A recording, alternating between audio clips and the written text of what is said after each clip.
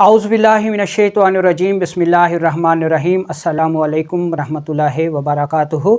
आज हम आंतों की खुश्की से पैदाशुदा अमराज़ पर बात करेंगे और इसके आखिर में आपको एक इंतहाई बेहतरीन होम रेमेडी, उसके अज्ज़ा और बनाने का तरीका भी बताया जाएगा, सिखाया जाएगा, जिसको आप ख़ुद बनाकर अगर इस्तेमाल करेंगे तो खुश्की से पैदाशुदा अमराज़ से निजात हासिल कर लेंगे। मेरा नाम हकीम लियाकत अली खिची है और आप देख रहे हैं हमारा यूट्यूब चैनल हकीम लियाकत भाई। तो अपने टॉपिक की तरफ बढ़ने से पहले आपसे गुजारिश है कि अगर आपने हमारा ये चैनल सब्सक्राइब नहीं किया तो जल्दी से इसे सब्सक्राइब कर लें और साथ लगे घंटी के बटन को दबा दें ताकि तिब व सेहत के मौजू पर हर नई आने वाली वीडियो आपको सबसे पहले मिलती रहे। तो चलते हैं बिना किसी देर के और शुरू करते हैं आज की इस इंटरेस्टिंग वीडियो को। दोस्तों, आंतों में खुश्की हो, मैदे में खुश्की हो या जिस्म में खुश्की हो, इससे जो अवारज़ात पैदा होते हैं वो दर्ज झैल हैं।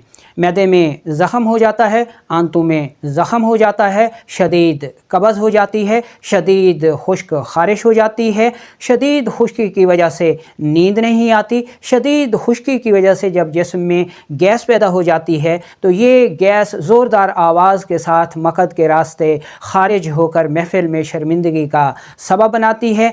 और इसके साथ साथ हवा जो है वो ज़ोरदार आवाज़ के साथ अगर मुंह के रास्ते ख़ारिज होती है तो बहुत ज़्यादा डिकार आते हैं, खर्राटे आते हैं, जिसकी वजह से साथ सोने वाले अहबाब जो है वो शदीद अज़ियत का शिकार होते हैं। तो ये वो अवारज़ात हैं जो कि खुश्की की वजह से पैदा होते हैं। और अगर यह खुश्की आंतों में हो तो आंतों में ज़ख़म होकर जो कंडीशन पैदा होती है उसको अल्सरेटिव कोलाइटिस कहा जाता है।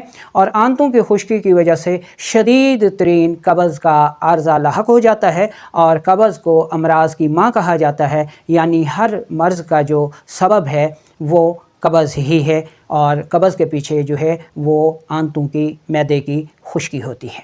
खुश्की हमेशा तेज़ाबियत की ज़्यादती से होती है और दूसरे नंबर पर हरारत की ज़्यादती से होती है, लेकिन जो बड़ा सबब है वो तेज़ाबियत ही होती है। तो इस मकसद के लिए आपने करना क्या है, सबसे पहले खुश्क ग़िज़ाओं को बंद कर दें और उसकी जगह आपने जो ग़िज़ाएँ इस्तेमाल करनी हैं वो फ़ैट्स वाली हैं या कार्बोहाइड्रेट्स वाली हैं, जो इस तरफ या इस तरफ आपको नज़र भी आ रही होंगी। तो चलते हैं और हम जायज़ा ले लेते हैं अपनी होम रेमेडी का। तो इसके अज्ज़ा आप नोट कर लें। पहले नंबर पर आपने लेना है 1 कप नीम गर्म दूध।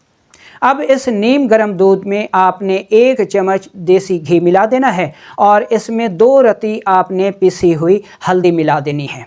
तो ये आपकी होम रेमेडी तैयार है। ये आप रात सोते वक्त पी लें। अगर अलामात की शिद्दत कम है तो सिर्फ़ रात सोते वक्त पी लें और अगर अलामात शदीद हैं तो फिर आप इस होम रेमेडी को सुबह शाम इस्तेमाल करेंगे। अच्छा, अब ये होम रेमेडी आपने कब तक इस्तेमाल करनी है? जब तक आपके जिस्म में मौजूद खुश्की की अलामात दूर नहीं हो जाती। अब सवाल आता है कि इस होम रेमेडी का मिजाज क्या होगा? तो इस होम रेमेडी का मिजाज होगा गुद्दी आसाबी गरम तर, और ये जिस्म में तुर्शी और तेज़ाबियत का ख़ात्मा करके खुश्की से पैदा होने वाले जितने भी अवारज़ात हैं उनको ख़त्म कर देगी।